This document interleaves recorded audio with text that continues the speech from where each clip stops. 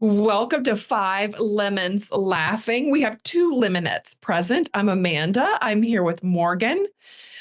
Penny is in what, Norway or something? Yeah, Yeah. Norway on vacation. Melissa is in Stonehenge right now. And Drusilla, do you know where she is? I know she's somewhere in Europe. Everybody is just I think she's actually returning from her travels today, but I can't remember where she was going. What a bunch of world travelers we have, though. I know. I'm so happy for us that we live and move and do what our heart desires. I mean, that is Yeah. the goal of life. So this is a great episode where Morgan and I just get to talk about the voices in our heads. I used to always laugh like I don't get concerned until the third voice starts chiming in. So, but like, here's the truth. The voice that is in our head, it is the most powerful voice in our lives. And most of us are walking around with a narrator, with that voice that is constantly doubting. It is harsh. It is punishing. It is judgmental. It keeps repeating a loop of old stories, old memories. And the truth is that they don't serve us anymore. So what we're going to discover today is what happens when we start to question that voice and what does it look like to actually choose another voice. Yeah.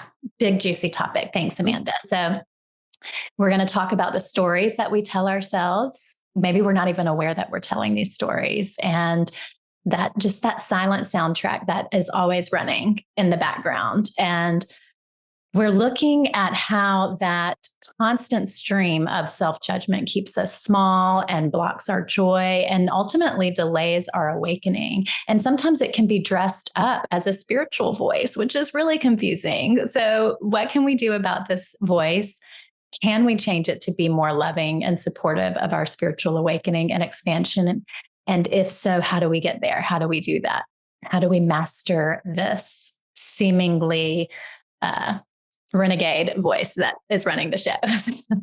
All right, so let's get into it. Amanda, do you want to share what your self-talk sounds like when no one's around or when no one's listening? If we could hear that voice inside of your head, what would we hear?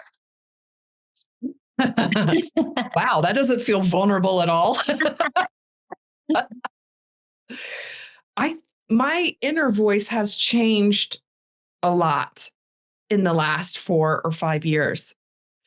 And what is coming to my mind to talk about at this moment is I remember, and it still happens, the fantasy voice that's in my head, like not being present.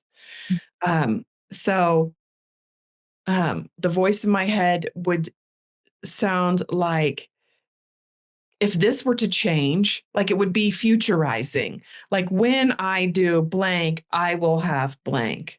When like it was always putting myself in this beautiful fantasy future.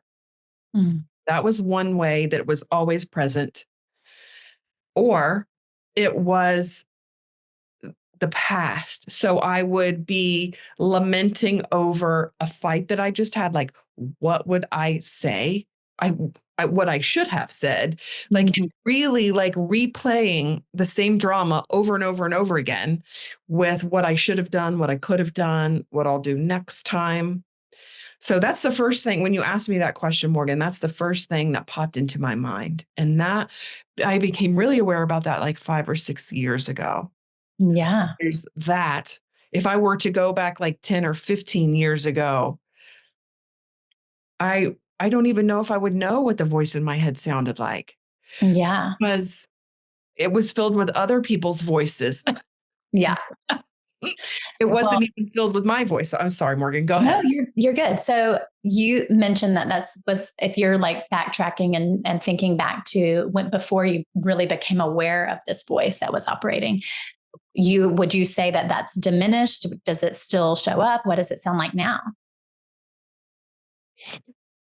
Um,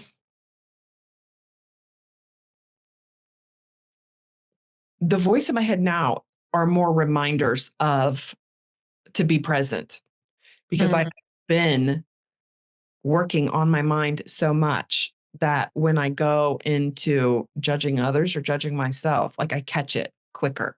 Yeah, Hmm. that's cool. That's amazing. Yeah.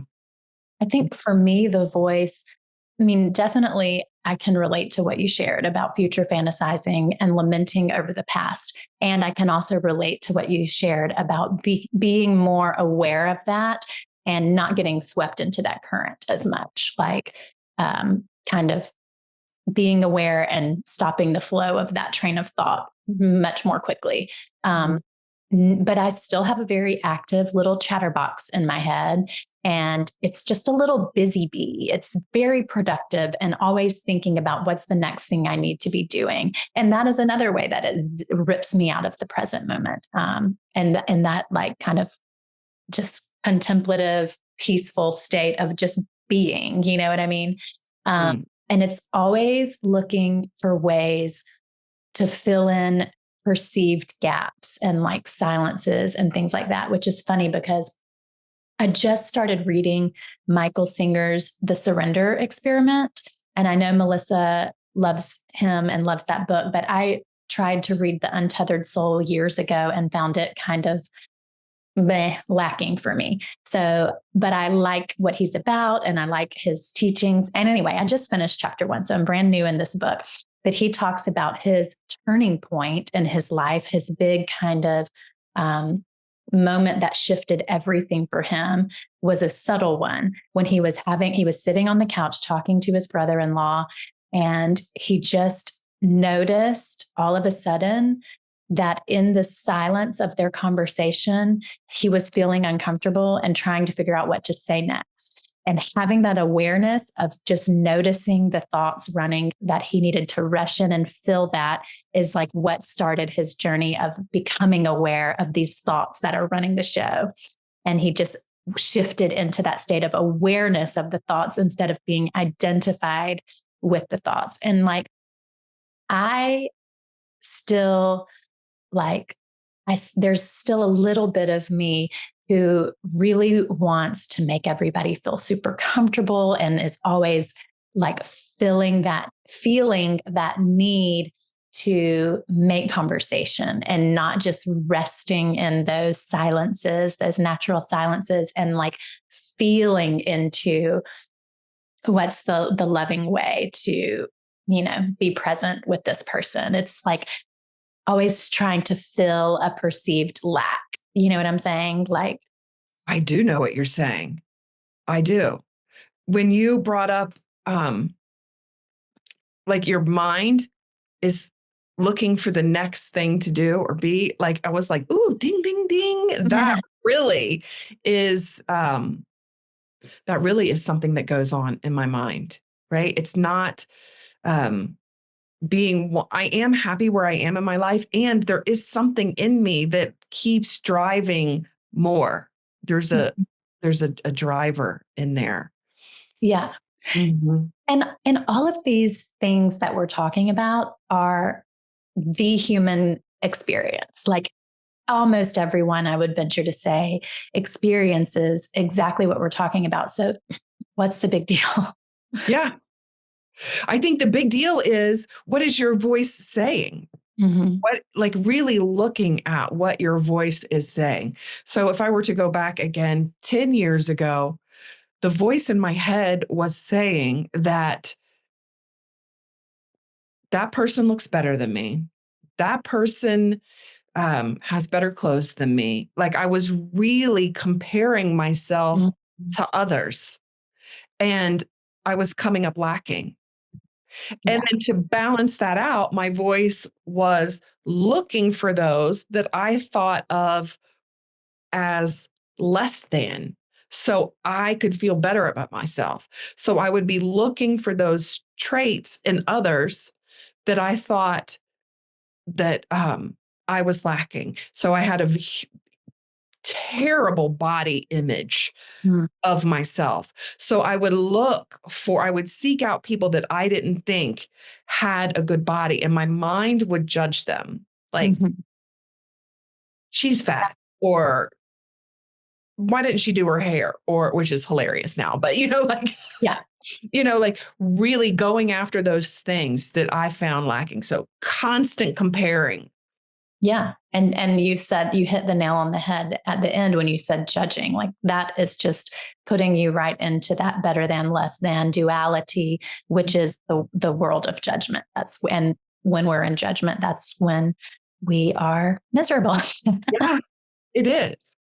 So Yeah. Morgan, can you think back to, 5 or 10 years ago? What was the main theme in your head? I would say that, well, I mean, I still was deep in people pleasing mode, Mhm. and um, yeah, deep in, well, let me just sit with it for a second. I'm like picturing myself at work back when I worked at Seaside. I think I was just in a constant state of, yeah, probably the same as you. I mean, like that was before I really committed to giving up complaining, which I'm not 100% with, but I would say I've reduced it by at least like 80%. But committed to giving up complaining and committed to giving up judging others. So I remember in that, trying to fill the silences, trying to make conversation, which is all part of people pleasing. Right. You know what I mean? Like in that, like if I couldn't think of anything to talk about, then it would be to point out someone or something that someone did or said or was wearing or was whatever that was really cool or really not cool. And so it was like, that talking about others and getting sucked into the drama of the world, like just to make conversation. I don't know. It's just interesting to think about it. But that was kind of my MO, which is kind of ick now. But I think, again, that's what a lot of people do. Yeah. I think that's part of our journey, right? That Yeah. is part of our journey. I remember sitting in the break room. I worked in a salon spa. We absolutely ripped everyone apart. Like we laughed a lot, but it was at the expense of others. Mm-hmm. And Yeah. yeah, and it felt like, if I really think back, I felt uncomfortable in it. Like part of it was like I got the hit that this wasn't right. Mm-hmm. And the camaraderie, the laughter, just being a part of a gang, so to speak, it felt good and bad all rolled Yeah. into one. And that was definitely something in my mind. Like, why was it okay to rip people to shreds? How was that okay? Yeah. Mhm. Yeah. Well, it filled that human need for belonging, but at the expense of your inner peace. And you may not have been able to connect the dots at the time, but Yeah. how, they say the judger feels judged. And, if you're out there throwing somebody under the bus, then you're going to be in a constant state of defensiveness and wondering when it's your turn to be thrown under the bus. Well, there is that. Like, absolutely. That's part of it. If you are in a group that talks about people, that means that you are going to be talked about because that's it. Yeah. And you talked about people pleasing. So what do you think the voice in your head was saying? And I'm asking this so um, I'm sure people listening can relate to what we're saying, but what is the voice behind that needing to please? Mm. Um, well, what do you mean? What is that voice? Like, what does it sound like, or what? Yeah. Like Um, yeah, like where does it, not necessarily like what childhood trauma made you do this, right? But yeah, like what does it, so someone else can recognize it. So if yeah. someone wants to change their life circumstances, and in that, to us that means starting with our thoughts, like how can someone recognize it? Yeah. Well, if I think of a specific situation where, like, for some reason, I keep coming back to like work examples. But if I think of a situation where, like, maybe my work was questioned either by a peer or a superior or whatever, the thoughts that busy voice in my mind would go immediately into like thinking of ways to deflect, like thinking of ways like to defend myself, like, well, no, I haven't done anything wrong. I've done it, to like go into defensive mode and to look at things that other people have done, like, so attack and defend, attack and defend. And when I started to let go of people pleasing, and when I started to like become more aware of all of this kind of stuff, there would be that initial kind of immediate reaction to go there. But then I would come back to center and like calm that inner voice. And then I could speak from like a clearer, more grounded space and let go of defense and attack and just be very like real and very honest, like clarifying what the issue was, clarifying my point of view without defensiveness, and owning if I made a mistake or if there was a miscommunication or a misunderstanding without needing to like, Tasmanian devil, just like tear everything down and, you know what I mean? Make something that like to that little inner voice sounded like a disaster, but really probably wasn't that big of a deal unless I made it a big deal and made it this big dramatic thing. I don't know if I'm like talking in circles or making sense or whatever, but like there's this tendency of that inner voice to make things a much bigger deal than they are, and to go into that attack and defense mode instead of just like getting really centered and calm and examining, with clarity and with love, like what is the real issue here? What is being asked of me? What is being said to me, without reading between the lines or making a whole other huge story about it? You know what I'm saying? I do. I'm thinking of an example right now that we could walk through. Okay, good.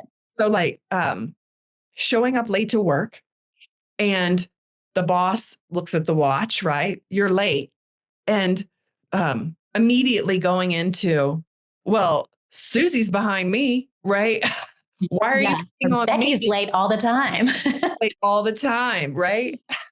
Why are you picking on me? You must like Becky more than me because you let her be late and you don't say anything to her, right? Like I totally get that. And that is deflecting. And that is actually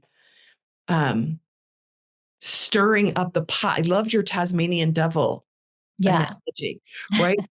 And that really stirs the pot more. Yeah. Yes. When we give that voice even a little bit of leeway, that's when that Tasmanian devil effect kicks in, and it makes this huge frenzy out of everything. I mean, it's just like a swarm of bees being released. Like, but the sooner we can recognize what's happened and take a deep breath and just like chill out, like it's really not as big of a deal and as scary as it maybe initially seemed. But it is not. That is the truth. And if we have lived our lives, if we're not comfortable with ourselves, like we want to deflect that away, it's understandable to go into attack mode. It's understandable to not want to go down by yourself and drag everybody else with you. I'm not saying it's right, but it's just understandable.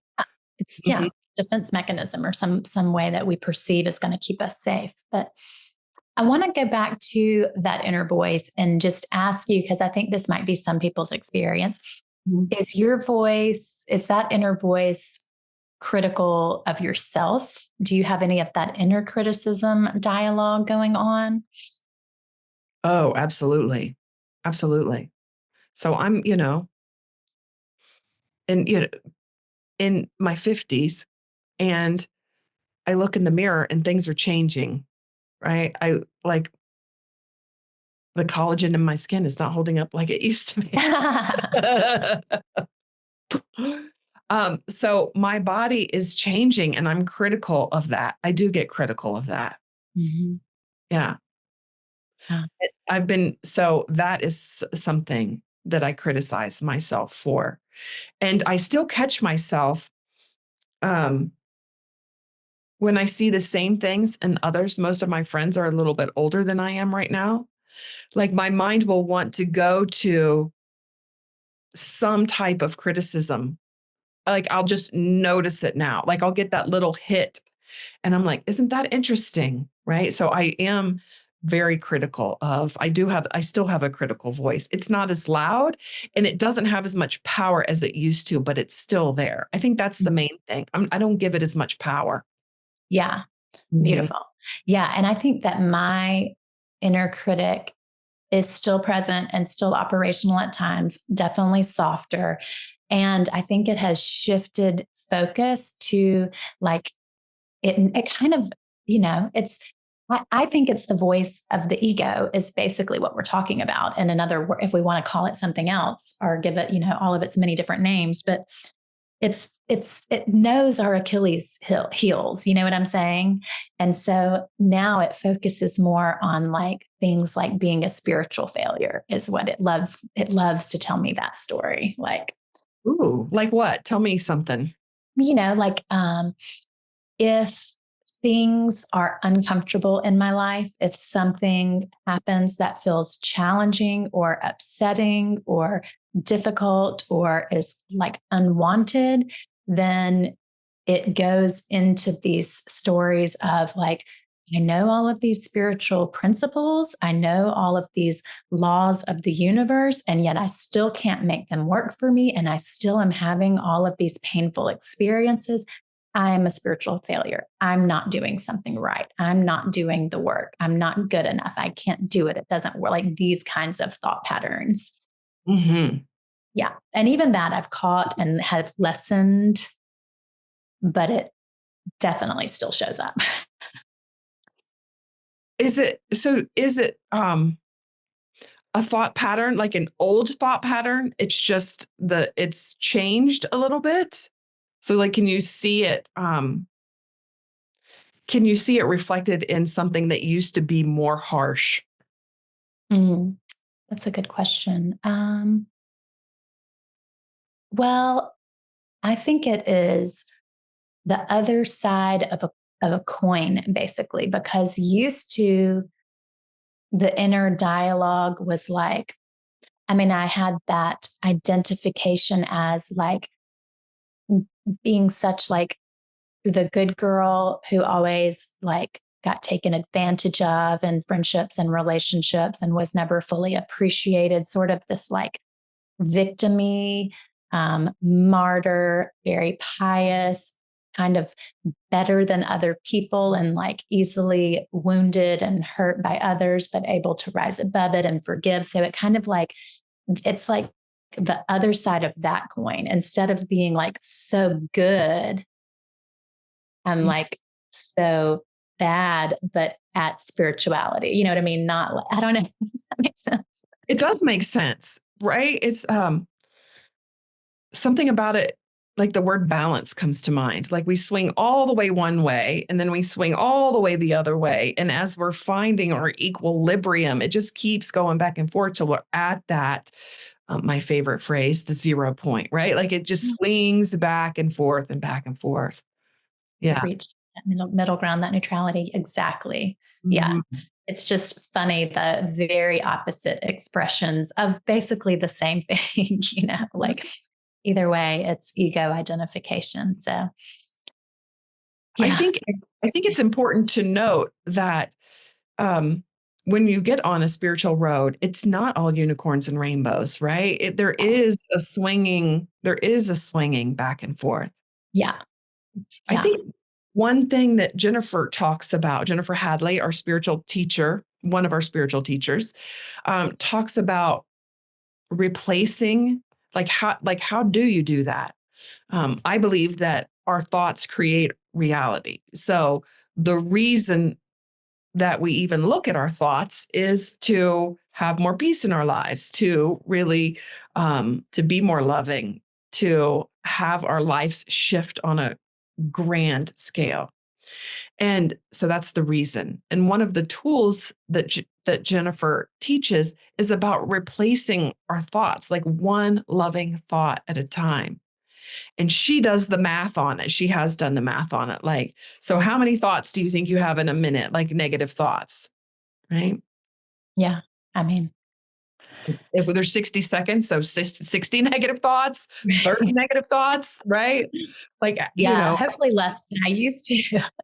exactly. But that is just to really think about that and to um even replacing, one negative thought a minute with a positive thought really starts to shift your life. Yeah. And that Absolutely. Mhm. And that has to start, and you can't even do that until you're aware of what's in your mind. Yes. Yes. And I do find that I have much greater awareness and am much quicker to shut it down and go the other way when those thoughts start to show up. And of course, there are times when I just give in to them and I just want to go down that road of feeling bad about myself. I mean, like, I'm sorry. It's kind of like, rubbing the sore spot on the inside of your mouth. Like sometimes you just want to go there. You just want to feel, you know what I'm saying? Pick that scab. Yeah, pick that scab. But usually, and if I want to go there, then I just let myself go there. I mean, maybe I'm having a hormonal day or maybe, whatever it is. But usually I see it pretty quickly and I'm like, I kind of have gotten to where I can just roll my eyes at it and drop it. Yeah. And that's enough for me usually. Yeah. I the way I started working on it was I noticed that excuse me, my thoughts turned to seeing all of the things that my husband did as wrong, right? Mhm. Like my mind really wanted to make my husband wrong in all things. Like whatever he was doing, it could be better. Whatever he was, whatever I thought he was thinking, right? It wasn't good enough.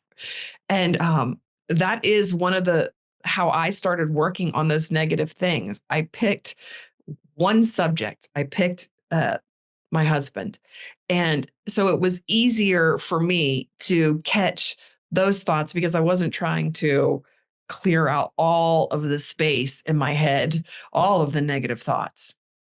And that was a challenge. It still is a challenge. It is better, but that's how I started. I picked one subject to work on and Yeah. diligently worked on it. Um, Well, and I feel like that has to ripple out and affect all the other subjects as well. I mean, I oh, would it have. absolutely does, right? Like, so if I'm consciously not judging my husband as getting stuff wrong, like I'm just aware of it. Mhm. Do Yeah. you do you remember the first step that you took? Like did you decide one specific thing or in general, Morgan? What was that first step that you took? I think it was probably just that whole concept of awareness is curative and just, it's just that moment, which most of our listeners have probably already had that moment. But when you first have that light bulb realization that I am not my thoughts. And like for me, I think it came from reading the Four Agreements.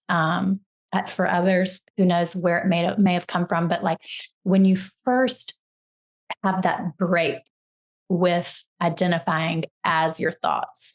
Every thought that runs through my head is true, and every thought that runs through my head is a representation of me and who I am.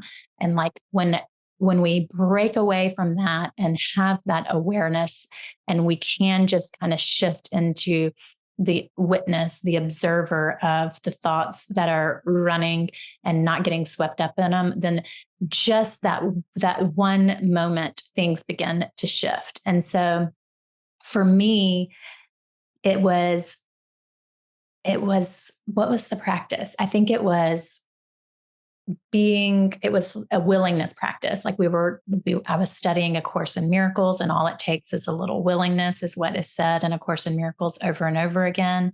So just that willingness to be aware to let go of complaining, to let go of judging, and just start where I am and do it one little bit at a time. And everything that we've talked about, it seems kind of like different things, but it's all tied together. So like we know that our peace and the only like thing that is true is the present moment. So those thoughts of the past, being aware when those are showing up, those thoughts of the future, being aware when those show up. So it's the complaining, the judging, the past, the future, all of that, just being willing to notice. And sometimes we may decide to just roll on with it anyway and follow that train of thought. And sometimes we may have the willingness to be like, aha, I caught the thought. I'm going to go the other way. And the more you practice and experience the peace that comes from catching the thought and discarding the thought, the more willing you are to do that. And so it is, that's why they call it a spiritual practice. I mean, I've been at this, I guess, my whole life, but really intently and diligently since 2016 when I picked up A Course in Miracles. And like, I just this week feel like I made some huge headway and breakthroughs because I'm like experiencing some challenges in my relationship with my partner. And there's this tendency to go into ruminating on the past, either really great memories from the past or really painful memories from the past. And there's this tendency to worry about the future and what's going to unfold in the future. And I have been so diligent with, no, I'm not going there, and just coming back into the present moment. And I've been so diligent with holding his innocence and like those thoughts that come into my mind, labeling the situation or labeling him or labeling myself. I've been so diligent with holding on to our innocence and our holiness and our wholeness. And that has always felt so abstract to me. How do you do that? What does that even look like? But this week, it just feels like there's been such a shift. And even though there's drama and there's chaos happening around me, I feel like the eye of the storm this week. So I'm just celebrating that things feel like I've, had 16 years of practice with this person. And I feel like this week there's been a tremendous breakthrough. So, Wow. That is a powerful way. I think that's the most powerful way to end this conversation, Morgan, right? It's the we've gone through like what the thoughts in our mind look like. We've gone through the power of awareness and what that power is. I like also what you said.